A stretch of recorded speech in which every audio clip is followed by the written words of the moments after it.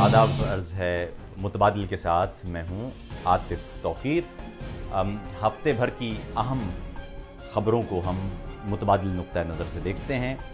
सबसे पहले जैसे कि हम हमेशा करते हैं, ये प्रोग्राम आप आतिफ तौक़ीर ऑफिशियल पेज पर देख रहे हैं। मुझे आतिफ तौक़ीर कहते हैं। इसके साथ साथ ये प्रोग्राम आप विरसा पेज पर और देसी टीवी पेजेस पर देखेंगे फेसबुक के। मैं उन पेजेस पर ये प्रोग्राम बराह रास्त जो नशर हो रहा है वो उन तक पहुंचा देता हूं। और आपसे भी गुजारिश है कि जो दोस्त यहाँ इस प्रोग्राम में शामिल हैं वो इस प्रोग्राम को अपने अपने पेजेस पर शेयर कर दें। मैं ज़रा ये सबसे पहले यही करते हैं हम। अब मैं आज के दिन हम जो टॉपिक्स हैं वो भी फिर मैं इसके फ़ौरन बाद आपको बताता हूँ, ताकि दूसरे दोस्त इसमें शामिल हो जाएं और फिर हम इस पर तफसीली बात करना शुरू करें। जो अहम ख़बरें जिन्हें आपको आम टीवी चैनल्स पर देखने या सुनने का मौका नहीं मिलता, उन्हें आप इस तरह से मुतबादिल के ज़रिए देख पाते हैं। और एक नया नुक्ता नज़र, वो नुक्ता नज़र जो आपको इस तरह से नहीं बताया जाता, वो हम उस तक पहुंचा देते हैं। हम हमारे साथ दोस्त, बहुत सारे दोस्त, जो मैं ये आपसे भी गुजारिश है कि जितने दोस्त इस वक्त मौजूद हैं वो सारे के सारे अगर इसको शेयर कर दें अपने अपने पेजेस पर तो बहुत अच्छा हो जाएगा। विरसा पेज पर और देसी टीवी पेज पर आप देख सकेंगे प्रोग्राम। और ये प्रोग्राम असल में यहाँ पर आतिफ तौक़ीर ऑफिशियल पेज पर हो रहा है। कराची से मुस्तकीम गौरी मेरे साथ होंगे और उनसे बात करेंगे हम। मुस्तकीम, आपको मेरी आवाज़ आ रही है? जी, अस्सलाम वालेकुम आतिफ तौक़ीर, कैसे हैं आप? अच्छा हूँ। आज की जो हम इस बज़्म में इस प्रोग्राम में बात करेंगे, उसमें सबसे पहले तो सिरल मेडा जो सहाफ़ी हैं डॉन अखबार के, उनकी जानिब से एक ख़बर शाया की गई अखबार में। और वो ख़बर थी कौमी सलामती की एक मीटिंग से मुताल्लिक, जिस मीटिंग में उनकी ख़बर में जो लिखा हुआ है मैं वो यहाँ बता देता हूँ ताकि लोगों को, हमारे दोस्तों को मालूम हो जाए। उनकी ख़बर ये थी कि एक आला सतही मीटिंग के अंदर पाकिस्तान की सिविलियन क़यादत और पाकिस्तान की फ़ौजी क़यादत, उसके दरमियान झगड़ा ये था कि पाकिस्तान में कुछ शिद्दत पसंद अनासिर उनको उनके ताल्लुकात हैं फ़ौज के साथ, और फ़ौज इन एलिमेंट्स को इस्तेमाल करती है दूसरे मुल्कों में प्रॉक्सी वॉर के लिए और इनको स्ट्रेटिजिक असासा समझती है। ये रिपोर्ट छपी और इस पर पूरी दुनिया में अच्छा खासा रिएक्शन आया, क्योंकि ये बात गैर मामूली थी, क्योंकि पाकिस्तान के किसी अखबार में इस तरह की खबर का छपना एक अछूती बात थी। और फिर उससे ज़्यादा ख़तरनाक बात ये हुई कि उस सहाफ़ी पर उस सहाफ़ी का नाम एग्ज़िट कंट्रोल लिस्ट में आ गया। मुस्तकीम, सबसे पहले तो आप ये बताइए कि पाकिस्तान में नैरेटिव था मीडिया का इस मामले पर, वो क्या था, ताकि फिर हम इस पर उस मौजू पर बात करूं या उस एंगल पर बात करूं जो एंगल असल में पाकिस्तान में से छुपाया गया है, ताकि दोस्तों को मालूम हो जाए कि ये मामला था क्या और इसको किस तरह से कवर किया गया है। उसमें पाकिस्तानी जो हुकूमती इदारे हैं उनकी तरफ से क्या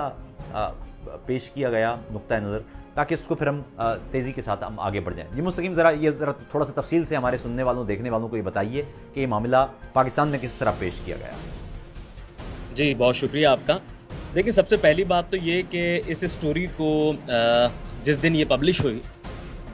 उसके दूसरे दिन ही जो है तो जनाब तरदीद आ गई इदारों की जानिब से, हुकूमत की जानिब से। ठीक है, फिर जिस तरह डेवलपमेंट हुई और मीडिया ने उसको कवर किया और जिस तरह पोर्ट्रे किया गया,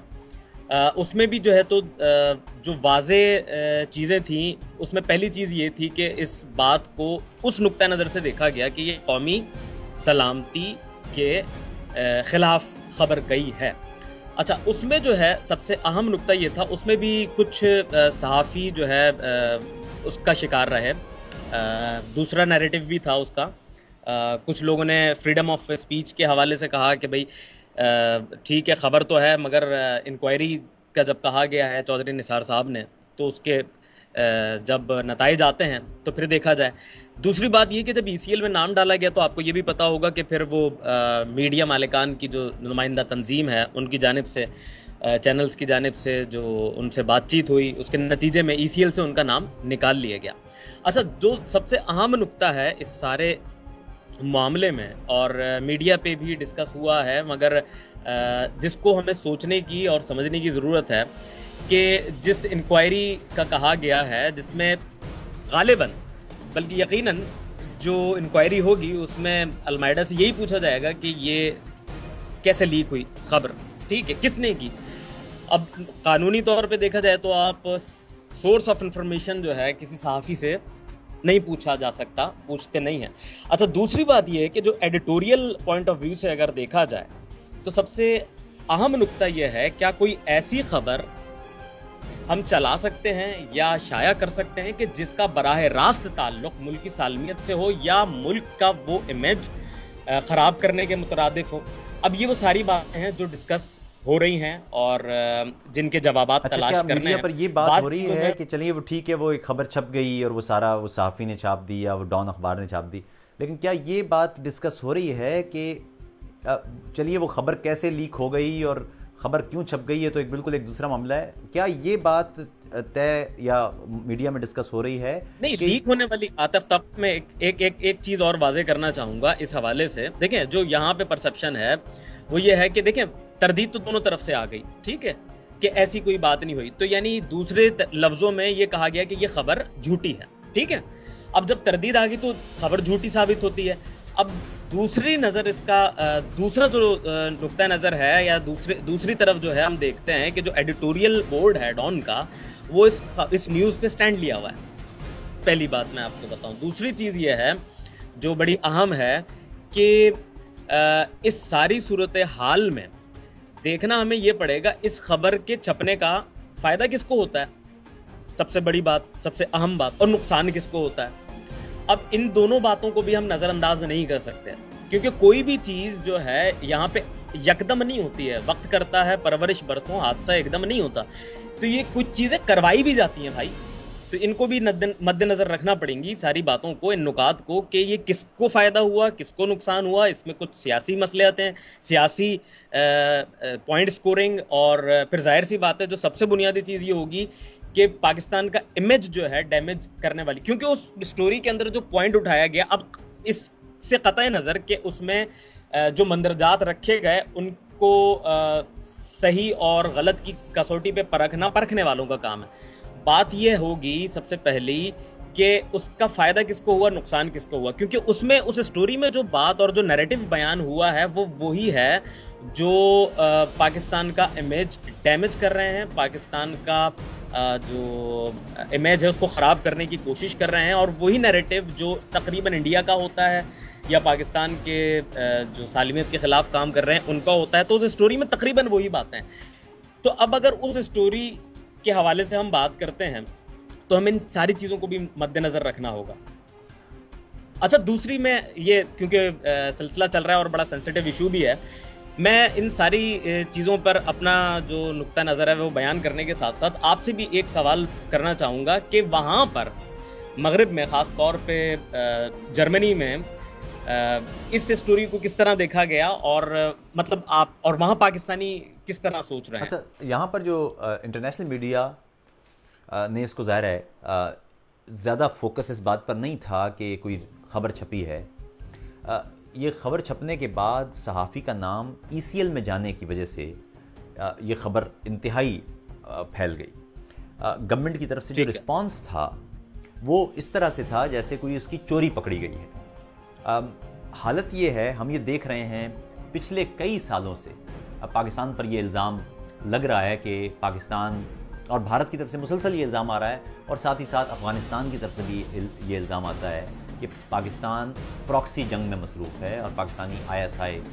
وہ ایسے شدت پسند عناصر ان کی مدد کرتی ہے جو، اور ان کو پاکستان کی جو ملٹری اسٹیبلشمنٹ ہے وہ ان جہادی عناصر کو وہ اسٹریٹجک اثاثہ سمجھتی ہے. اس کا نقصان دیکھیے یہ ہے کہ، اور پاکستانی میڈیا کے بارے میں جو میڈیا پہ چھپنے کے بعد صحافی کے ساتھ جس طرح کے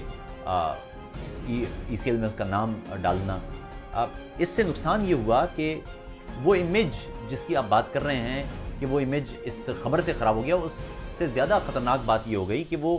خبر سے زیادہ یہ جو رد عمل تھا پاکستانی گورنمنٹ کا وہ بڑا ایک عجیب و غریب تھا. لگ یہ رہا تھا کہ اس بات پر بات نہیں ہو رہی کہ ایسا کوئی معاملہ ہے، بلکہ اور یہ بات یہ دیکھیں نا، یہ الزام تو مستقیم کافی عرصے سے، یہ آج کا الزام نہیں ہے، یہ الزام پچھلے 10-15 سال سے لگ رہا ہے. یہ الزام وہ الزام ہے جو فرت اللہ بابر نے، یہ الزام وہ الزام ہے جو فرت اللہ بابر نے اسمبلی کے فلور پر کھڑے ہو کر پاکستان کے فوجی اداروں پر لگایا ہے. یہ الزام وہ ہے جو اعتزاز احسن کئی دفعہ لگا چکے ہیں. یہ الزام اپوزیشن کے کئی لیڈر یہ لگاتے ہیں، یہ الزام کہ پاکستانی ملٹری اسٹیبلشمنٹ وہ کسی طرح سے جو غیر ریاستی عناصر ہیں ان کی مدد کرتی ہے. اب پچھلے کچھ عرصے سے ظاہر ہے، جب پٹھان کوٹ کا واقعہ ہوا ہے یا اس سے پہلے ممبئی کا واقعہ ہوا اور اب جو اڑی کا واقعہ ہوا، اس کے بعد جو نیریٹو تھا پاکستان کے بارے میں، جو ایک انڈیا کی طرف سے مسلسل یہ دنیا بھر میں کہا جا رہا تھا کہ پاکستان، جب پاکستان سے بات کی جاتی ہے تو وہ کہتے ہیں جی کہ ہم تو ان عناصر کو جانتے نہیں ہیں، اور دوسری طرف پاکستان کی ملٹری اسٹیبلشمنٹ ہے وہ یہ پاکستان میں یہ لوگ حافظ سعید اور مسعود اظہر اور اس طرح کے جو دوسرے ایلیمنٹ ہیں، لشکر جھنگوی کے لوگ ہیں، یا اس طرح کے جو دوسرے ایلیمنٹ ہیں جو جہادی ایلیمنٹ ہیں، وہ پاکستان میں کھلے پھر رہے ہیں، جلسے کر رہے ہیں، انہیں روکنے والا کوئی نہیں ہے. اس وجہ سے یہ اس کی شدت اور بڑھ گئی. اور میں آپ کو بتاؤں کہ نیو یارک میں نواز شریف کی تقریر کے بعد نواز شریف نے بڑا زور دیا کشمیر کے اوپر، اور اس کے بعد پاکستان جو، اور دوسری طرف چونکہ جو نریندر مودی ہیں انہوں نے اسٹینڈ لیا ہوا تھا کہ وہ پاکستان کو ہر طرح سے سفارتی طور پر الگ تھلگ کر کے یا تنہا کر دیں گے، اس لیے پاکستان کی طرف سے کئی سفارتکار دنیا کے مختلف ملکوں میں، واشنگٹن میں، برسلز میں، یورپی یونین کے ساتھ اور دیگر ملکوں کے دارالحکومتوں میں انہوں نے اعلیٰ حکومتی عہدیداروں سے ملاقاتیں کیں. اور اس بیچ میں کوشش یہ کی گئی کہ یہ ثابت کیا جائے کہ پاکستان اور بھارت کے درمیان جو معاملہ ہے کشمیر کا اسے حل کیا جانا چاہیے. اور اسی وجہ سے پاکستان اور بھارت میں یہ جو لفظوں کی جنگ اس وقت چھڑی ہوئی ہے، جو کہ کسی وقت اصل جنگ میں تبدیل ہو سکتی ہے. لائن آف کنٹرول پر مسلسل ہر روز فائرنگ کے واقعات ہو رہے ہیں، ہر روز لوگ مر رہے ہیں. لیکن جو جواب پاکستان کے لیے مل رہا تھا ہر طرف سے وہ یہ کہ ساری باتیں ٹھیک، لیکن پاکستان بہرحال انوالو رہا ہے. اور اس سے پہلے آپ کو معلوم ہوگا کئی ایسی رپورٹس آ چکی ہیں. لندن اسکول آف اکنامکس کی ایک رپورٹ میں کہا گیا تھا کہ کئی طالبان عناصر ہیں جو یہ کہہ رہے ہیں کہ پاکستانی جو ملٹری اسٹیبلشمنٹ ان کی مدد کر رہی ہے اور ان سے رابطے میں. یہ اس وجہ سے یہ الزام اور پکا ہو گیا اور زیادہ سخت ہو گیا. لیکن اس سے زیادہ اہم بات یہ ہے کہ کیا بطور قوم ہمیں خود سے یہ سوال پوچھنا نہیں چاہیے کہ وہ لوگ، پاکستان اقوام متحدہ کا ممبر ہے، اور جب پاکستان اقوام متحدہ کا ممبر ہے تو جب اقوام متحدہ کسی شخص پر کوئی پابندی عائد کر دے تو اس کے بعد اس شخص کو چھوڑا جانا درست نہیں ہوگا، کیونکہ اب ہم جس دنیا میں رہتے ہیں وہ دنیا آئسولیشن کی دنیا نہیں ہے. اس میں چیزیں، آپ کی اکانومی بھی، آپ کی سیاسیات بھی، آپ کا جغرافی، وہ ہر چیز جڑ گئی ہیں. اب وہ جو نیشن سٹیٹس والا معاملہ تھا وہ اب ختم ہو چکا ہے. اب ڈپینڈنسیز ہیں ایک قوم کی دوسری قوم کے ساتھ. اس لیے اس خبر کا جو خطرناک پہلو ہے وہ اور زیادہ خطرناک اس وقت ہو گیا جب پاکستانی اسٹیبلشمنٹ نے جو ای سی ایل میں ایک صحافی کا نام ڈال دیا، اور اس وجہ سے انٹرنیشنل جو میڈیا ادارے ہیں وہ چیخ پڑے کہ یہ ہو کیا رہا ہے. اس میں ایمنسٹی انٹرنیشنل جو ہے وہ انسانی حقوق کی تنظیم، اس کی طرف سے بڑا سخت رد عمل آیا، اور اس نے کہا کہ پاکستانی پرائم منسٹر نے وعدہ کیا تھا کہ صحافیوں کے لیے صورتحال کو بہتر بنایا جائے گا، لیکن یہ کیسے ممکن ہے کہ ایک صحافی کا نام، اور پھر بعد میں آپ نے وجہ بتائے بغیر ہی کون سی ایسی تفتیش ہوئی ہے؟ کیا وہ تفتیش سامنے لائی گئی ہے؟ وہ تفتیش سامنے لائے بغیر ہی، وہ بات سامنے لائے بغیر ہی آپ نے صحافی کا نام پھر نکال بھی دیا. تو یہ وہ معاملہ ہے میرے خیال میں مستقیم کے جس پر شدید بحث رہی ہے، اور میرے خیال میں اس پر بات ہونا چاہیے کہ اگر ہم یہ دیکھ رہے ہیں پچھلے 50-60 ہزار لوگ پچھلے 8-10 سال میں مر چکے ہیں ہمارے ملک میں دہشت گرد تنظیموں کی وجہ سے، اور جبکہ نیشنل ایکشن پلان میں یہ بات طے ہو چکی ہے کہ اچھے اور برے دہشت گرد کا کوئی کانسیپٹ نہیں ہوگا، جو بھی انسانوں کا قاتل ہے اسے روکا جائے گا. پاکستان میں ہمارے درگاہیں، ہماری خانقاہیں، ہمارے اسکول، ہمارے بازار،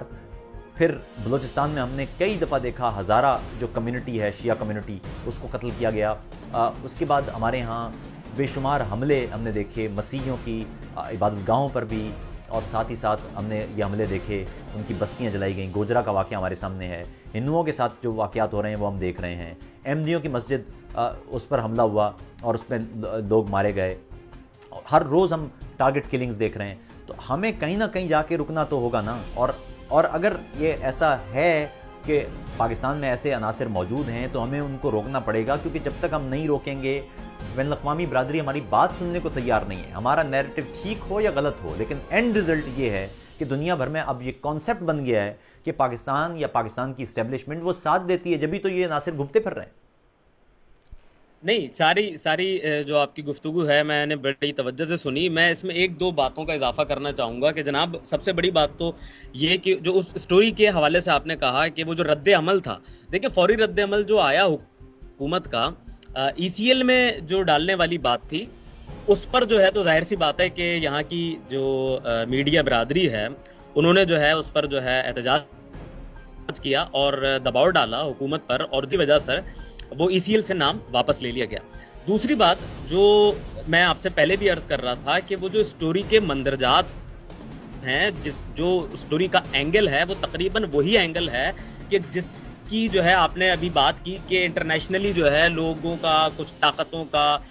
یہ خیال ہے کہ جناب پاکستان ان چیزوں میں انوالو رہا ہے. ٹھیک ہے, جو کہ پاکستانی اسٹیبلشمنٹ اور حکومت بحیثیت ریاست ہم اس کو اس کی مذمت کرتے ہیں, سمجھ رہے ہیں نا. پاکستان کے اوپر الزام یہ ہے کہ حافظ سعید, مسعود اظہر اور دوسرے اس طرح کے ایکسٹریمسٹ ایلیمنٹ یہ پاکستان میں جلسے کرتے پھرتے ہیں. ان کے پاکستان میں ریلیز نکلتی ہیں جس میں جو کھلے عام یہ لوگ موجود ہیں. بھارت مرد آباد کے, ظاہر ہے ہمارے ملک میں ایسے جلسے ہوتے ہیں جن میں نعرے لگتے ہیں. اب یہ معاملہ یہ ہے کہ ہمیں اس کاز کو, بھارت مرد آباد کے نعروں کو تو کوئی نہیں روک سکتا. نہیں, میں یہ کہہ رہا ہوں کہ ریلیز نکل رہی, اگر ایک شخص ہے اور اسے پابندی اس پر لگا دی گئی ہے اقوام متحدہ کی طرف سے, اس کو کسی صورت بھی آپ کوئی اور کسی بھی نام تبدیل کر کے کوئی اور جماعت بنانے کا آپ نہیں دے سکتے راستہ. جب لشکر طیبہ پر اور جیش محمد پر پابندی لگ گئی اور پاکستانی گورنمنٹ نے پابندی مان لی کیونکہ پاکستان بین الاقوامی قانون کے نیچے آتا ہے, تو پھر اس کے بعد ہم نے دیکھا کہ الدعوہ جو ہے وہ اس کے نام سے ایک نئی شروع ہو گئی. یہ بالکل یہ ایک الگ بات ہے, یہ ایک الگ بحث ہے کہ دیکھیں ان تنظیموں کو جو ہے پاکستان نے جو ہے بین کیا, ٹھیک ہے, کالعدم قرار دیا. اب وہ نام بدل کے آگے, اور یہ بھی نالج میں ہے, اس میں بھی کوئی شک و شبے کی بات نہیں ہے کہ وہ نام بدل کے کام کر رہے ہیں, لوگ دیکھ بھی رہے ہیں اور وہ یقیناً انڈر آبزرویشن بھی ہوں گے. اچھا, دوسری جو اہم بات ہے, ابھی بات آپ نے کی بھارت مرد آباد کے نعروں کے حوالے سے. اچھا, وہ جو بات ہے وہ تو ظاہر سی بات ہے, جب انڈیا میں جو ہے تو پاکستان کے حوالے سے, بلکہ اب تو کچھ پاکستان میں بھی لوگ پاکستان کو زندہ باد نہیں کہہ رہے, میرے آپ اشارہ سمجھ گئے ہوں گے. اور کراچی, اب کیونکہ پروگرام کو جو ہے تو ایک تھوڑا سا آگے بڑھاتے ہیں اور ٹاپک کے ایک دوسرے خبر کی طرف بھی آتے ہیں, کراچی کے حوالے سے بات کرتے ہیں, تھوڑی سی سیاسی منظرنامہ کراچی کا. آپ کو پتہ ہے کہ کراچی کی جب سیاست کی بات کرتے ہیں تو ایم کیو ایم جو ہے ایک بڑی کراچی کی سیاسی طاقت تھی, بلکہ اب ہے بھی, بلکہ جس کے نام اب 2-3 بدلے جا چکے ہیں. ایم کیو ایم پاکستان الگ ہے جس کو فاروق ستار صاحب لیڈ کر رہے ہیں, M Q M Altaf Hussain جو ایم کیو ایم لندن ہے جسے ندیم رخصت صاحب دیکھ رہے ہیں. اس کے علاوہ ایک دھڑا جو پی ایس پی کے نام سے اس سے پہلے وجود میں آیا جسے مصطفیٰ کمال دیکھ رہے ہیں. اس سے پہلے جو ہے ایم کیو ایم حقیقی جو تھی, جس کو جو ہے مہاجر قومی موومنٹ کہتے ہیں, جسے آفاق احمد دیکھ رہے ہیں. اب کراچی کا جو منظرنامہ ہے سیاسی, وہ بڑا ایک عجیب سا کنفیوز ہو گئی ہے کراچی کی قوم. اور آج ایک اور ڈیولپمنٹ, پیپلز پارٹی نے اپنا جو ہے تو پاور شو کرایا ہے, کراچی میں بہت بڑی ریلی نکالی ہے. بلاول بھٹو زرداری نے جو ہے کم و بیش 9-9:30 بجے ریلی کی ابتدا کی صبح, اور ابھی تک تقریباً وہ پروگرام چل رہا ہے, اور ایک جم غفیر. تو اب آپ وہاں پہ کیا بیٹھ کے دیکھتے ہیں؟ ہم تو کراچی میں بیٹھ کے سینیریو کو جس طرح دیکھ رہے ہیں, پھر اس پہ بات کریں گے, اس پہ بھی گفتگو کرنی چاہیے. آپ لوگ وہاں سے اور وہاں کا میڈیا جو ہے تو اس ساری صورتحال کو کس طرح دیکھ رہے ہیں؟ دیکھیے, ایک تو بات یہ ہے کہ پچھلے کچھ سالوں میں جب کراچی کی آپ بات کر رہے ہیں, پاکستان میں آپ کو معلوم ہے کراچی میں ایم کیو ایم ایک طاقت رہی ہے, اور ایم کیو ایم اصل میں آپ کو معلوم ہے کہ M Q M as such خود سے کچھ نہیں ہے. ایم کیو ایم ہمیشہ سے الطاف حسینی کا نام ایم کیو ایم رہا ہے. جو 22 اگست کا واقعہ ہوا ہے جس میں پاکستان مرد آباد کے نعرے لگ گئے اور یہ سارا کچھ ہو گیا, اس کی وجہ سے ایک پرسیپشن یہ ہے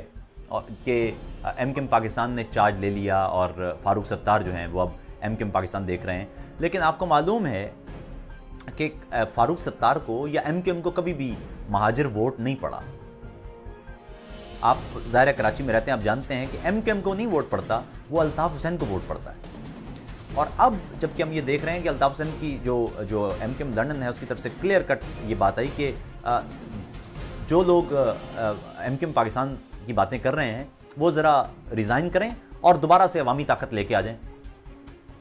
صحیح. تو آپ میرے خیال میں جو کراچی میں رہنے والے لوگ ہیں وہ اچھی طرح سے جانتے ہیں کہ ووٹ, کراچی کا ووٹ, وہ مہاجر ووٹ جو ہے وہ نہ تو پی ایس پی کا ہے, نہ وہ ایم کیو ایم پاکستان کا ہے, نہ وہ ایم کیو ایم حقیقی کا ہے. وہ ووٹ بہرحال الطاف حسین کر رہا ہے. نہیں وہ تو رہا ہے. اب موجودہ صورتحال میں آپ کیا سمجھتے ہیں کہ وہ رہے گا یا نہیں؟ یہ تو آپ ذرا آپ گراؤنڈ ریئلٹیز آپ ذرا مجھے بتائیے. میری نظر میں یہ ہے, میں جتنا آپ لوگ کو پرسپشن جاننا چاہ رہا ہوں. میرا پرسپشن میں آپ کو بتا دوں کہ الطاف حسین کا ووٹ اتنی آسانی سے ختم نہیں ہو سکتا, کیونکہ لوگ ایم کیو ایم یا اے پی ایم ایس او یا یہ جڑے ہوئے ہیں الطاف حسین کے ساتھ. یہ اتنا آسانی سے ختم نہیں ہو سکتا. جو ایک دفعہ وہ جو عامر لیاقت نے ایک جلسے میں بڑے جذباتی انداز سے ایک دفعہ کہہ دیا تھا کہ اگر ایم کیو ایم کو کسی کا ظاہر ہے اس نے کوٹ کیا تھا, انہوں نے کہا تھا کہ ایم کیو ایم کو اگر ختم کرانا ہے تو وہ بھی الطاف حسین ہی کر سکتا ہے.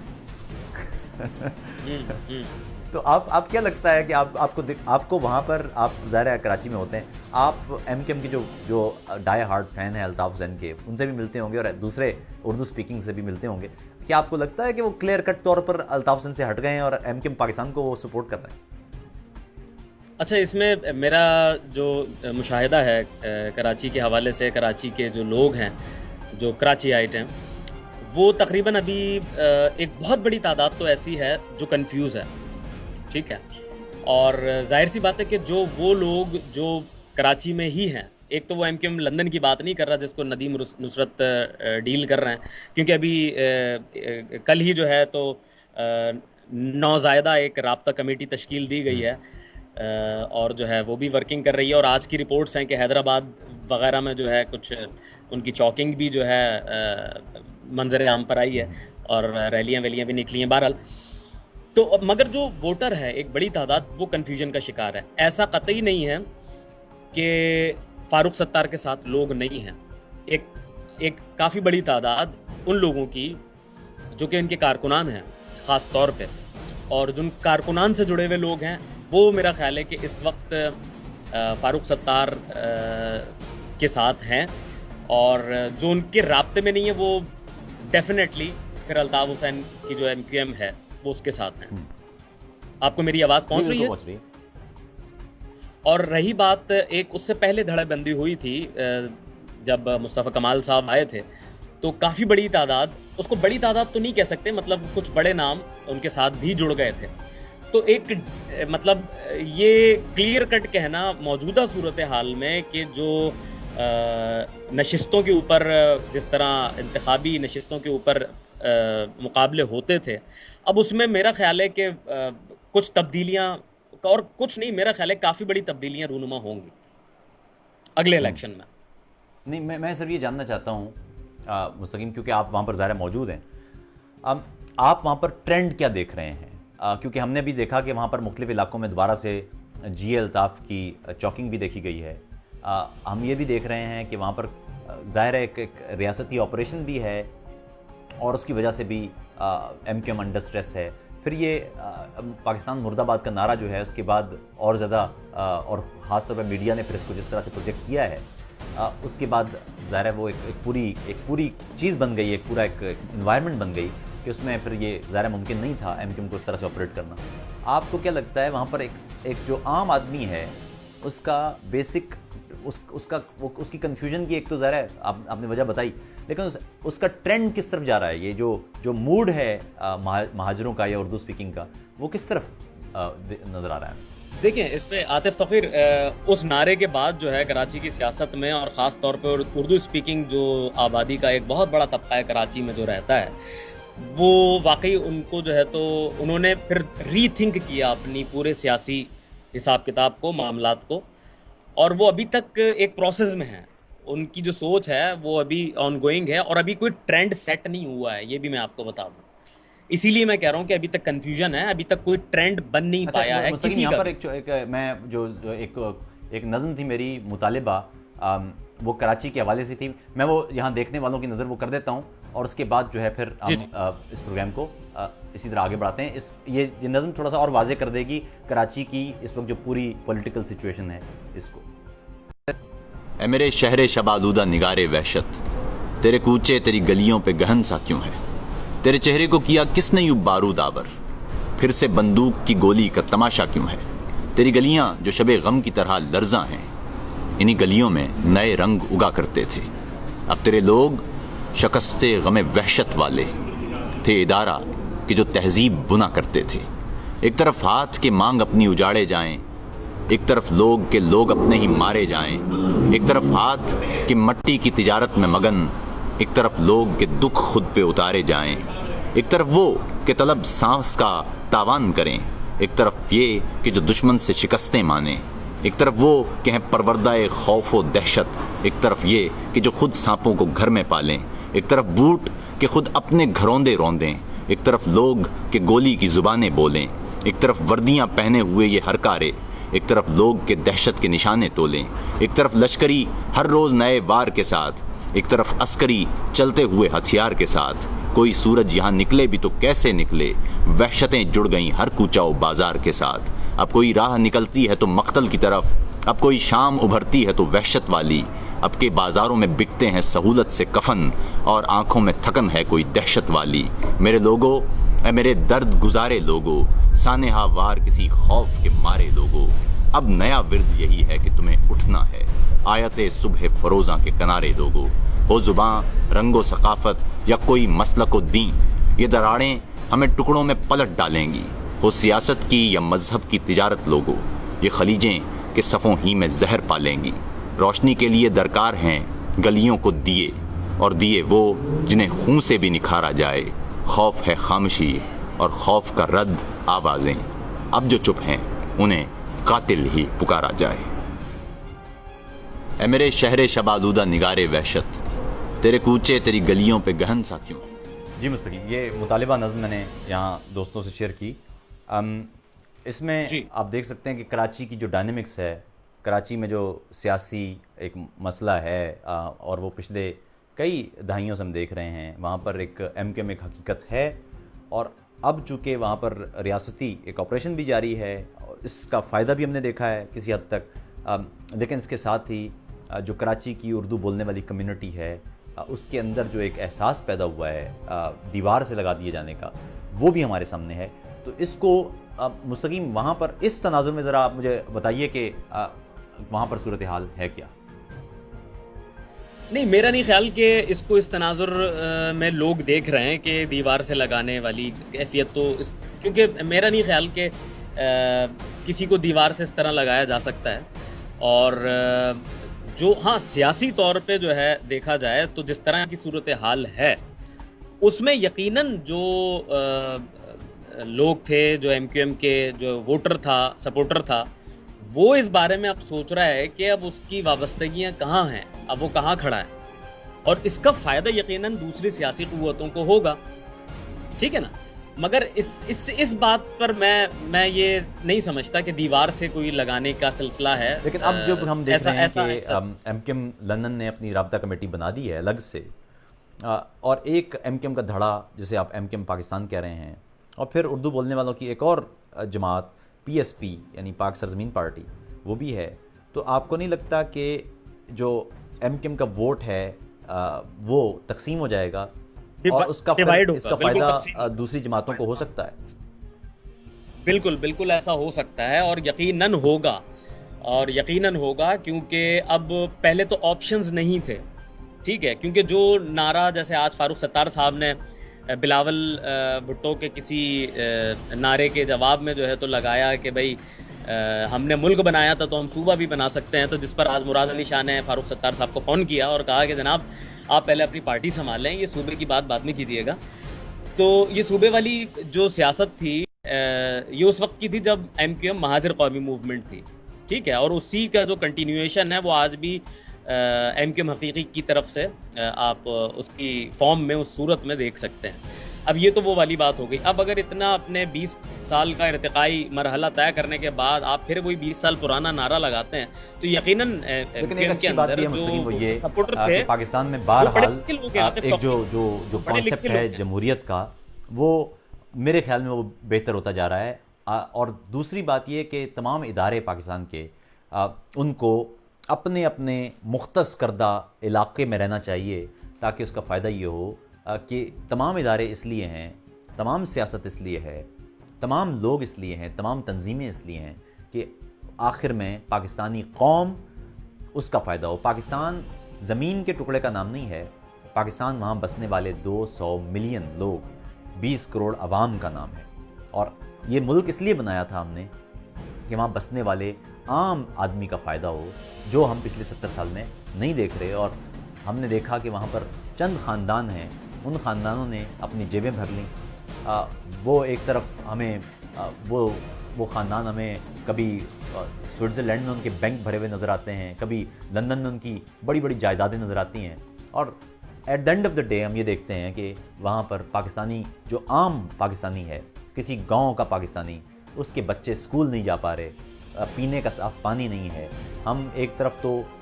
ایٹم بم بنا کے اپنے مضبوط مسلز دکھا رہے ہیں, لیکن دوسری طرف ہمارا وجود اپاہج ہوتا جا رہا ہے. اور ہمیں جب تک یہ معلوم نہیں ہوگا کہ ہماری اصل طاقت ہمارے لوگ ہیں, اگر ہم علم ان لوگوں کو دیں گے, اور وہ علم جو انہیں سکھائے گا, جو انہیں سوال کرنا سکھائے گا, جو انہیں تخلیق کار بنائے گا, جو وہاں پر سائنٹسٹ پیدا کرے گا, اس وقت تک ہم نہیں سمجھتے کہ پاکستان اب سفارتی سطح پر یا کسی بھی اور سطح پر مضبوط ہو سکتا ہے. کیونکہ جب تک علم پیچھے نہیں ہوگا, پس منظر میں علم نہیں ہوگا, وہاں پر پالیسی ساز اپنی جیبیں بھرنے کی بجائے پاکستانی قوم اور وہاں کے بچوں اور نئی نسل کی زندگیاں اور مستقبل بنانے کا جب تک نہیں سوچیں گے, اس وقت تک ہم نہیں سمجھتے کہ کوئی بہتری آ سکتی ہے.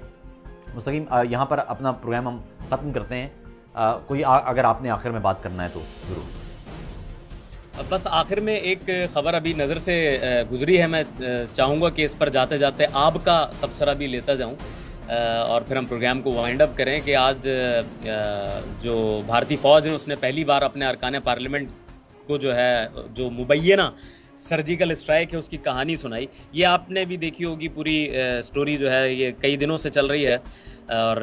جو بھارتی جو سرجیکل اسٹرائک کا ڈرامہ, جس کا وہ ابھی تک کوئی ایویڈنس سامنے نہیں لا سکے, تو وہ آپ لوگ وہاں پہ اس پوری سٹوری کو انٹرنیشنل میڈیا کس طرح دیکھتا ہے؟ دیکھیے یہ اہم نہیں ہے کہ جب بھی یاد رکھیے گا پروپیگنڈا وارفیئر یہ بہت مضبوط ہوتی ہے, ہر طرف ہوتی ہے. جب بھی آپ ایک پورا فریم کیا جاتا ہے خبر کو, اور اسی لیے متبادل ہم نے شروع بھی اس لیے کیا کہ وہ پروپیگنڈا وارفیئر یا یہ جو پروپیگنڈا نیریٹو ہے یا جو فریمنگ ہے اس کو توڑا جائے اور کھل کے بات کی جائے چیزوں پر. بات یہ ہے کہ ہمیں, جس طرح میں نے اس پروگرام کے شروع میں کہا, ہمیں سب سے پہلے آپ یاد رکھیے کہ دشمن کوئی بھی ہوگا اس کا تو کام ہے کہ وہ ہر وہ طریقہ اپنائے جس سے آپ کو نقصان پہنچتا ہے. لیکن سب سے پہلے ہمیں اپنی صفیں درست کرنی ہیں. ہمیں اپنی صفوں کے اندر موجود وہ لوگ جو ہماری قوم کے دشمن ہیں, جو ہمارے لوگوں کے دشمن ہیں, جو ہمارے بچوں کے دشمن ہیں, انہیں نکالنا پڑے گا, انہیں قانون کے کٹہرے میں لانا پڑے گا, انہیں ان سے سوال پوچھنے پڑیں گے. دیکھیے مستقیم, پتہ ہے ایک اور بات, جب ابھی پاکستان میں سزائے موت بحال ہوئی تو ہمارے ایک بہت اچھے دوست ہیں, ان سے گفتگو ہو رہی تھی اور وہ بڑے خوش تھے کہ اچھا ہے جو کرمنلز ہیں انہیں سزائے موت ہو جائے گی. اور میں اس وقت ان سے بات کرتے ہوئے میں نے ایک بات کی, اور وہ یہ کہ یہاں پر اسکینڈینیویا جو ہے, یعنی جو شمالی یورپ ہے, یہاں پر آہستہ آہستہ جیلیں ختم ہو رہی ہیں. جو شمالی یورپ کے ملک ہیں وہ جرمنی اور ہالینڈ سے وہ جیلیں اور جیل کے کمرے کرائے پر لے رہے ہیں, کیونکہ ان کے پاس جیلیں بڑی بڑی ہیں اور وہاں پر رکھنے کے لیے لوگ نہیں ہیں. تو اس لیے وہ کہتے ہیں کہ جب اتنے سارے لوگ ہیں نہیں تو 2-4 جو 10-15 جو کمرے چاہیے وہ دوسرے ملک سے ہی لے لیتے ہیں. اس لیے کہ جرائم اس وقت ختم ہو جاتے ہیں جب آپ کی قوم پڑھی لکھی ہو, جب اس کے سامنے ایک مستقبل ہو. پاکستان جیسا ملک تو راکٹ کی طرح ترقی کر سکتا ہے, اس کی وجہ ہے کہ جس ملک میں 50% سے زیادہ آبادی انڈر 30 یعنی 30 سے کم عمر بچوں کی ہے, جن کے لیے بے شمار چیزیں پیدا کی جا سکتی ہیں. اور وہاں پر پاکستان جیسے ملک کی بنیادی طاقت اس کے لوگ ہیں. وہاں کا خطہ بہت زرخیز ہے, وہاں کی مٹی زرخیز ہے, وہاں سورج موجود ہے, وہاں پر تمام تر ذرائع اور وسائل موجود ہیں. دنیا کے بلند ترین پہاڑی چوٹیاں وہاں پر ہیں. ایک چھوٹا سا ملک جو رقبے کے لحاظ سے بڑا چھوٹا سا ملک ہے، یہ بہت کم ہوتا ہے کہ وہاں پر تمام تر قدرتی جو ذرائع ہیں، جو وسائل ہیں وہ موجود ہوں۔ صحرا وہاں پر ہے، وہاں پر گرم پانی کی بندرگاہیں ہیں، وہاں پر ایک طویل کوسٹل لائن ہے، اگر اس کوسٹل لائن کو استعمال کیا جائے تو وہاں پر ونڈ ٹربائن کے ذریعے ہم بے شمار بجلی پیدا کر سکتے ہیں۔ ہمارے پاس صحرا ہے، وہاں پر اگر ہم سولر پینلز لگا دیں تو وہ پورے پاکستان کی بجلی کا معاملہ ختم کر سکتے ہیں، بلکہ آپ بجلی ایکسپورٹ کرنے لگ جائیں گے۔ وہاں پر آپ کے پاس جھرنے ہیں پانی کے، اگر آپ چاہیں تو چھوٹے چھوٹے بے شمار ڈیم بنا کر بہت توانائی حاصل کر سکتے ہیں۔ یہ دنیا اور 21ویں صدی کی دنیا توانائی کی دنیا ہے، جس کے پاس زیادہ توانائی ہے، جس کے پاس، اور اس کے لیے بھی میں پھر بتا دوں آپ کو، پھر بار بار نقطہ وہیں سے شروع ہو جاتا ہے، اور وہ یہ ہے کہ آپ کے لوگ کتنی تعلیم یافتہ ہیں۔ آپ کو بار بار وہاں پر سب سے زیادہ انویسٹمنٹ آپ کو تعلیم کے شعبے میں کرنا ہوگی، کیونکہ آپ کے پاس سب سے زیادہ جو بڑی آبادی کا حصہ ہے وہ انڈر 30 ہے، اس کو تعلیم چاہیے، اور تعلیم بھی وہ جو سائنسدان پیدا کرے، جو ماہرین معاشیات پیدا کرے، اقتصادیات کے لوگ ہوں۔ وہاں پر 3-4 پروفیشن ہیں جن میں ملازمتیں کروا رہے ہیں لوگوں کو۔ وہاں پر پی ایچ ڈیز کی تعداد بالکل بہت تھوڑی سی ہے، 200 ملین جو آبادی کا ملک ہے، وہاں پر تو کئی لاکھ یا یوں سمجھیے کہ کروڑوں وہاں پر ہونے چاہیے پی ایچ ڈیز، تب جا کے آپ دیکھیں گے کہ جب علم ہوگا تو وہ، اور باقی جو پروپیگنڈا نیریٹیوز ہیں یہ خود بخود اس وقت ختم ہو جاتے ہیں جب آپ اتنے پڑھے لکھے ہوں۔ یاد رکھیے گا، میں نے پہلے بھی متبادل میں کہا تھا مستقیم، کہ ایک عام آدمی مرتا ہے تو وہ تکلیف کی بات ہوتی ہے، لیکن جب کوئی ایک انتہائی پڑھا لکھا آدمی مرتا ہے تو اس کی تکلیف بھی زیادہ ہوتی ہے، اور اس کی شاک ویو بھی زیادہ ہوتی ہے۔ آپ کی گلی میں اگر کوئی ایک عام شخص مرے گا تو اس کی ایک شاک ویو ہوگی، لیکن اگر آپ کی گلی میں واحد پروفیسر وہ فوت ہو جائے گا یا واحد ڈاکٹر مارا جائے گا تو اس کی شاک ویو یا اس کے اثرات اور زیادہ ہوں گے۔ اس لیے اگر آپ کے پاس فوج اور آپ کے پاس ایٹم بم اور آپ کے پاس سب کچھ وہ ایک طرف، لیکن جب تک آپ کی قوم مضبوط نہیں ہوگی اور وہ ترقی یافتہ نہیں ہوگی اور وہ تعلیم یافتہ نہیں ہوگی، اس وقت تک بین الاقوامی برادری میں پاکستان اور گرین پاسپورٹ کی حیثیت ویسی ہی رہے گی جیسی اب ہم دیکھتے ہیں۔ آپ کسی ایئرپورٹ پہ جاتے ہیں، آپ جیسے ہی اپنا گرین پاسپورٹ وہاں رکھتے ہیں تو آپ سے الگ طرح سے پوچھا جاتا ہے کہ آپ یہاں کیوں آئے ہیں۔ پھر اس سے بھی زیادہ خطرناک بات یہ ہے کہ میں نے پچھلے کچھ عرصے میں، پچھلے سال جرمنی میں جو مہاجرین آئے، اتنے سارے پاکستانی نوجوان جو پاکستان کے لیے بے شمار کارگر ہو سکتے تھے، وہ کاریگر بن سکتے تھے، وہ ہنرمند تھے، وہ لوگ یہاں پر ہزاروں کلومیٹر کا فاصلہ انتہائی غیر انسانی حالات میں طے کرتے ہوئے وہ یہاں جرمنی میں آئے، اور میں نے ان کی وہ کہانیاں دیکھی ہیں، ان کے انٹرویوز کیے ہیں میں نے۔ آپ صرف دکھ محسوس کر سکتے ہیں کہ 70 سال پہلے ہم نے جو پاکستان بنایا تھا وہ اس لیے بنایا تھا کہ وہاں پر بسنے والے اس خطے کے لوگوں کو ہم ایک جائے امان دیں گے، ایک اچھا مستقبل دیں گے، بہبود دیں گے، فلاح دیں گے، لیکن ہم اس میں بری طرح ناکام دکھائی دیتے ہیں، اور یہ ہے میرے خیال میں سب سے زیادہ ہمارے لیے توجہ اور ہمارے فوکس کا بنیادی مقصد۔ باقی جب ہم اس جگہ پر پہنچ جائیں گے تو یقین مانیے کہ کوئی بھی شخص آپ پر بم نہیں پھینک سکے گا جب آپ کی پوری قوم تعلیم یافتہ ہوگی۔ بالکل درست کہا آپ نے عاطف توقیر۔ جس طرح آپ نے کہا کہ کسی بھی ملک کا سرمایہ اس کی قوم ہوتی ہے، اور جو ملک اپنی قوم پر سرمایہ لگاتے ہیں تو پھر اس ملک اور قوم کو ترقی کرنے سے کوئی نہیں روک سکتا۔ جناب ذیشان پاشا موجود ہیں اس بزم میں، اسی طرح رضلی علی موجود ہیں، محمد آصف رضا آپ کا بہت بہت شکریہ، تحریمہ حسن آپ بھی ہیں، کرسٹینا پال آپ کا بہت بہت شکریہ، آپ ہمیشہ اس بزم میں شامل رہتی ہیں، سکندر علی عباسی صاحب آپ بھی موجود ہیں، بہت بہت شکریہ، آپ کی محبت ہے، آپ سے کراچی میں بڑا عمدہ تعلق رہا، اور آپ پروفیسر ہیں داؤد انجینئرنگ کالج میں، آپ کی بڑی محبت ہے کہ آپ یہاں اس پروگرام میں شامل ہوئے، اور یہی میرے خیال میں آپ جیسے پڑھے لکھے لوگ، اہل علم لوگ، وہی پاکستان کا سرمایہ ہیں، اور وہی وہ شمع جلا سکتے ہیں جو پاکستان میں جو اندھیرے ہیں، خاص طور پہ غربت، افلاس کے اندھیرے، وہاں پر ان میں وہ روشنی پیدا کرے، اور یہی میرے خیال میں ہمارے لیے قیمتی ترین اس پروگرام کا بھی ہمارا بنیادی مقصد یہی ہے کہ آپ کے جو ذہنوں میں ایک طرف اس آپ اگر متبادل کا جو لوگو ہے وہ دماغ میں لگے ہوئے تالوں کو کھولنے کا نام ہے، تاکہ ہم باہر کی دنیا سے بھی متعارف ہوں، ہم کنویں کے اندر سے آسمان دیکھ کر آسمان کی جو وسعت ہے اس کو ناپنے کی بجائے اس کنویں سے باہر آ کے آسمان کو دیکھیں اور کائنات کی وسعتوں کو دیکھیں۔ ہر روز نئے سیارے اور نئے ستارے دریافت ہو رہے ہیں، ہر روز سائنس اور مختلف جو ٹیکنالوجی ہے اس میں نئی چیزیں متعارف ہو رہی ہیں، ایجادات ہو رہی ہیں، یہ ایجادات کا دور ہے اور ہم صرف کنزیومر بنتے جا رہے ہیں، ہم صرف پیسے دے کر چیزیں خرید رہے ہیں. ہم اتنے بے شرم لوگ ہیں کہ ہم جب جہاز پر بیٹھتے ہیں تو اس بات کو بھی سوچے بغیر بیٹھتے ہیں، وہ جو 40-50 ہزار روپے کا ٹکٹ لے کے، کہ اس جہاز تک پہنچنے کے لیے انسان کو کتنے سالوں کی محنت درکار ہوئی، کتنے پہاڑوں سے لوگوں نے اپنے بازوؤں کے ساتھ پر باندھ کر چھلانگیں لگائیں، اور آج ہم اس قابل ہیں کہ ہزاروں لاکھوں کلو گرام وہ ہوا میں اڑتا دکھائی دیتا ہے. جیٹ انجن اسے اڑاتے پھرتے ہیں. ہم آسمانوں کی وسعتوں میں جا رہے ہیں، مریخ میں جو ہے وہ مشن پہنچ رہے ہیں. بھارت اپنا ایک مشن مریخ پہنچا چکا ہے اور ہم اپنے لوگوں کو جانے کہاں لے کے جا رہے ہیں. ہم آج بھی یہ سوچ رہے ہیں کہ اگلے وقت کا کھانا کیسے حاصل کیا جائے گا. ہم آج بھی یہ سوچ رہے ہیں کہ ہم کون سی چیز آج خرید لیں، لیکن ہمارے ہاں یہ سوچ ہی ختم ہو گئی ہے کہ ہم سوال کریں، تحقیق کریں اور نئی تخلیقات خود کریں. ہم دوسرے ملکوں سے میزائل کے پرزے مانگتے ہوئے تو دکھائی دیتے ہیں، لیکن اپنے ہاں ایسی جامعات نہیں بناتے جہاں پر ایسے ہنرمند انجینئرز ہوں، ڈاکٹرز ہوں، سائنسدان ہوں جو یہ تمام چیزیں لمحوں میں بنا سکیں. جرمنی، اس کے پاس ایٹم بم نہیں ہے، لیکن اگر جنگ ہوتی ہے اور اگر ایٹم بم کی ضرورت پڑتی ہے تو ظاہر ہے جرمنی کو ایٹم بم بنانے میں زیادہ دیر نہیں لگے گی، کیونکہ یہاں پر وہ تمام سائنسدان موجود ہیں، یہاں پر وہ تمام مشینیں موجود ہیں جو ایک لمحے میں یہ ساری چیزیں کر سکتے ہیں. اس لیے سب سے زیادہ اہم چیز مشینوں سے زیادہ، موٹر ویز سے زیادہ، ہائی ویز سے زیادہ، ایئرپورٹ سے زیادہ،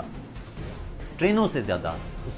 اس مٹی کے لوگ ہیں، تاکہ جب تک وہ مضبوط نہیں ہوں گے اس وقت تک ملک مضبوط نہیں ہو سکتا. یہ اہم نہیں ہے کہ فوج کتنی مضبوط ہے، فوج کے ادارے کتنے مضبوط ہیں، فوج نے کون کون سے اسلحے اور کون کون سے ہتھیار اٹھائے ہوئے ہیں اور کیا وہ دشمن کو روک سکتے ہیں یا نہیں روک سکتے. یاد رکھیے گا، جب تک قوم نہیں کھڑی ہوگی، جب تک قوم علم اور نظریات کی حامل نہیں ہوگی، جب تک قوم پڑھی لکھی نہیں ہوگی، اس وقت تک ہم غیر محفوظ ہی رہیں گے، غیر مستحکم ہی رہیں گے. ہمیں اپنے معاشرے میں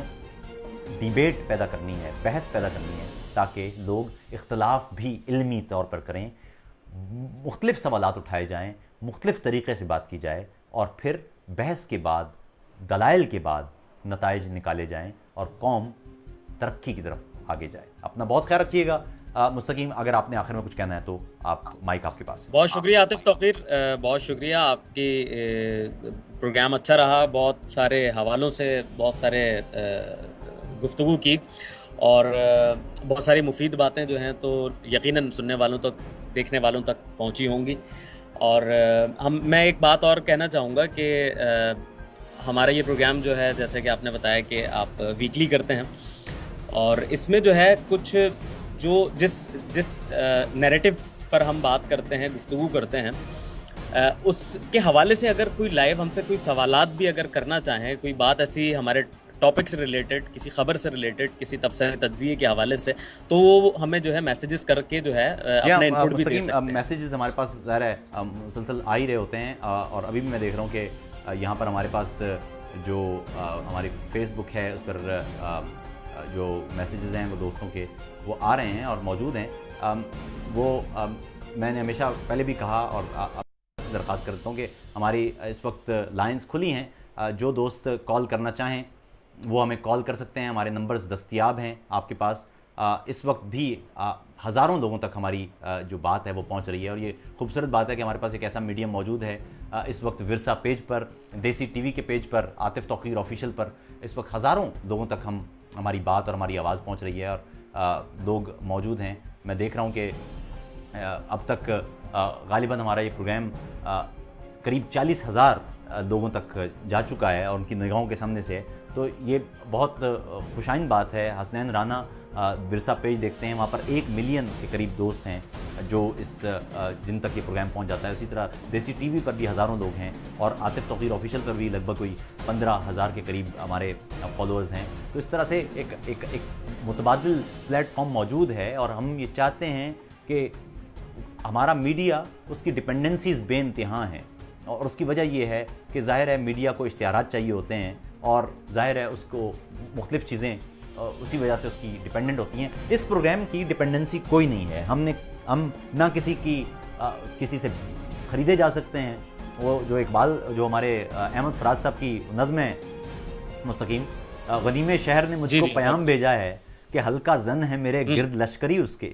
فصیل شہر کے ہر برج ہر منارے پر کماں بدست ستادہ ہیں عسکری اس کے، وہ برق لہر بجھا دی گئی ہے جس کی تپش وجود خاک میں آتش فشاں جگاتی تھی، بچھا دیا گیا بارود اس کے پانی میں، وہ جوئے آب جو میری گلی کو آتی تھی، سبھی دریدہ دہن اب بدن دریدہ ہوئے، سپردے داد و رسن سارے سر کشیدہ ہوئے، تمام صوفی و سالک سبھی شیوخ و امام امید لطف پہ ایوان کج نگاہ میں ہیں، معززین عدالت حلف اٹھانے کو مثال سایل مبرم نشستہ راہ میں ہے، تم اہل حرف کے پندار کے سناگر تھے، وہ آسمان ہنر کے نجوم سامنے ہیں، بس اس قدر تھا کہ دربار سے بلاوا تھا، گدا گرانے سخن کے ہجوم سامنے ہیں، قلندران وفا کی اساس تو دیکھو تمہارے ساتھ ہے کون،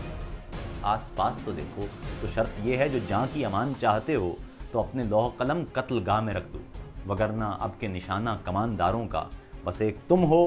سو غیرت کو راہ میں رکھ دو۔ یہ شرط نامہ جو دیکھا تو ایلچی سے کہا، اسے خبر نہیں تاریخ کیا سکھاتی ہے کہ رات جب کسی خورشید کو شہید کرے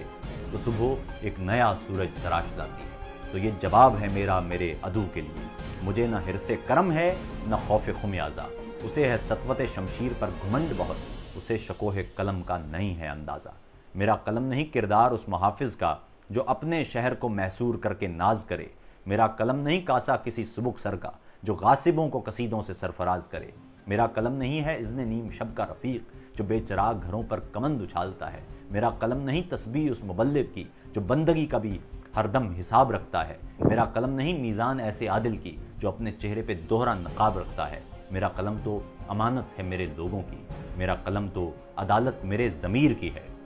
اسی لیے تو جو لکھا تپاکے جاں سے لکھا، جبھی تو لوچ کماں کا زبان تیر کی ہے، میں کٹ گروں یا سلامت رہوں یقین ہے مجھے کہ یہ حصار ستم کوئی تو گرائے گا، تمام عمر کی ایزا نصیبیوں کی قسم میرے قلم کا سفر رائے گا نہ جائے گا۔ تو اس لیے یہاں پر نہ حرص کرم ہے نہ خوف خمیازہ ہے، ہم کھل کر سچائی کے ساتھ پوری بے باکی کے ساتھ اس پروگرام میں آپ سے ملاقات کرتے ہیں، بغیر کسی خوف کے، بغیر کسی مال و متاع کے، تمنا کے یا لالچ کے۔ یہاں پر وہ بات ہوتی ہے جو سچائی ہوتی ہے، کسی کی کوئی سائیڈ نہیں لی جا سکتی نہ لی جائے گی، اور یہی اس متبادل کو متبادل بناتا ہے۔ جو دوست اس وقت یہاں پر ہیں اور ہمارے جو آج کے موضوعات ان پر ان کے حوالے سے کوئی بات کرنا چاہتے ہیں، کال کر سکتے ہیں۔ ہمارے نمبرز جو ہمارا واٹس ایپ کا نمبر ہے وہ بھی یہاں دستیاب ہے، آپ کے پاس ہے، اور جو ہمارا اسکائپ کی آئی ڈی ہے وہ بھی آپ کے پاس موجود ہے، اگر کوئی چاہے تو ظاہر ہے اس میں شامل ہو سکتا ہے۔ جی مستقیم۔ جی میرا خیال ہے کہ تقریباً بڑی ڈیٹیل آپ نے جو ہے اس پروگرام کے حوالے سے یہ جو نظم پڑھی ہے ابھی احمد فراز کی، تو اب ایسے جو سلسلے ہیں بڑا کبھی کبھی سوچتا ہے دماغ کہ آزاد ذہن کے ساتھ، اور مطلب ایک اس طرح کی سوچ کہ جو کسی کی بات سن کے آپ کے اندر نہ آئے، یا کسی کی خبر جو آپ کے کانوں میں زبردستی ٹھونس دی گئی ہو، مگر انسان اپنا بھی دماغ جب کسی چیز پر سوچ اپنی شروع کرتا ہے تو پھر کوئی نئے زاویے نکلتے ہیں، گتھیاں سلجھتی ہیں، اور وہ باتیں، وہ سوالات جو ذہن میں چبھ رہے ہوتے ہیں ان کے جوابات ملنا شروع ہوتے ہیں، اور اس کے لیے شرط یہ ہے تحقیق، ریسرچ، علم، پڑھنا، اور ایک ہی بات کو 3-4 حوالوں سے پڑھنا، 3-4 لوگوں کے نقطہ نظر سے پڑھنا، پھر ہم یقیناً کسی اپنی رائے قائم کرنے کے، میں یہ تو نہیں کہوں گا کہ پھر بھی میں یہ نہیں کہوں گا کہ کوئی حقیقت پانے کے لیے جو ہے تو تیار ہو جاتے ہیں، مگر اتنا ضرور کہوں گا کہ اپنی رائے کم از کم قائم کرنے کی پوزیشن میں آ جاتے ہیں۔ اور دوسری بات مستقیم، یہاں پر جتنے بھی ہمارے اس وقت دیکھنے والے ہیں ان سے صرف درخواست یہ ہے کہ ظاہر ہے ہم آپ سے نہ کوئی مالی مدد مانگ رہے ہیں، آپ ہر روز ٹی وی چینلز دیکھتے ہیں اور وہاں پر بغیر تحقیق کیے ہوئے لوگ وہ بیٹھ کر پوری قوم کو یہاں وہاں کی جو ڈرامے ہیں، جو لالی پاپس ہیں، جو ڈریم سیلنگ ہے، خواب بیچنے کے معاملے وہ کرتے رہتے ہیں۔ آپ سے صرف درخواست یہ ہے کہ متبادل جب بھی آپ دیکھیں آپ اسے اپنے پیج پر شیئر کر کے بات کو آگے ضرور پہنچائیں، کیونکہ یہ ضرور ہونا چاہیے۔ اور دوسری بات،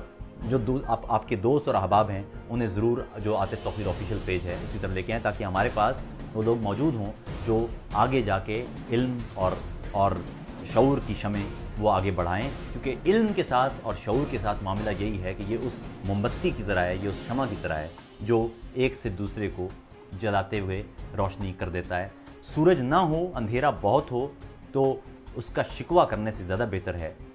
کہ آپ ایک دیا جلا دیں اور اپنے حصے کا کام کر دیں۔ شکوہ ظلمت شب سے تو کہیں بہتر تھا اپنے حصے کی کوئی شمع جلاتے جاتے۔ یہ اپنے حصے کی شمع ہم جلا رہے ہیں، آپ کے ذمہ کام یہ ہے کہ آپ اس شمع کو آگے لے جا کر ایک اور شمع جلا دیجئے۔ تمام دوست جو اس وقت موجود ہیں وہ اپنے اپنے پیج پر اس کو ضرور شیئر کیے۔ اپنا بہت خیال رکھیے گا، آپ سے ملاقات ہوگی اب جلد ہی۔ میں صرف یہ بتا دوں کہ آئندہ ویکینڈ پر جو ہم آنکھیں غزل ہیں آپ کی اور متبادل کرتے ہیں وہ نہیں کر پائیں گے، میں اس کو ویک ڈیز کی طرف لے کے جا رہا ہوں تاکہ جو کچھ دوسرے مسائل ہیں ان کو میں دیکھ سکوں۔ یقین کیجئے وقت نہیں میسر آتا، لیکن آپ سے ملاقات ضروری ہے، اور یہ اپنے بطور رائٹر، بطور لکھاری، اور مستقیم غوری یہاں موجود ہیں، فنکار ہیں، وہ صحافی ہیں، وہ ہم بہت سی مصروفیات کے باوجود یہاں پر تمام اپنی مصروفیات کو ایک طرف رکھ کے آپ سے ملاقات اس لیے کرتے ہیں کہ یہ اپنے حصے کا کام ہمیں ضرور کرنا ہے۔ آپ بھی اپنے حصے کا کام ضرور کیجئے، اور یہ جو شمع ہے اس سے دوسری شمعیں روشن کیجئے۔ یہاں جتنے بھی لوگ موجود ہیں ان سے میں بار بار درخواست کرتا رہتا ہوں کہ اپنے اپنے پیج پر ضرور شیئر کیا کیجئے، یہ ایک فیور ہے جو ہمیں آپ سے ضرور چاہیے۔ اپنا خیال رکھیے گا، آپ سے ملاقات ہوگی اب جلدی اسی پیج پر جو میں پوسٹ کے ذریعے بتا دوں گا کہ اب آنکھیں غزل ہیں آپ کی اور متبادل وہ کس کس دن ہوا کریں گے۔ خیال رکھیے گا اپنا، آپ سے پھر جلد ہی ملاقات ہوگی۔ مستقیم آخر میں آپ نے کچھ کہنا ہے تو ایک جملے میں ختم کر دیں۔ جی بہت شکریہ عاطف توقیر، تمام لسنرز کا، تمام ویورز کا، جن لوگوں نے ہمیں سنا، جن لوگوں نے دیکھا، ان تمام کا شکریہ۔ آپ کا بہت بہت شکریہ، آپ اہم موضوعات پر میرا بھی انپٹ لیتے ہیں، بہت شکریہ آپ کا بھی۔ آداب۔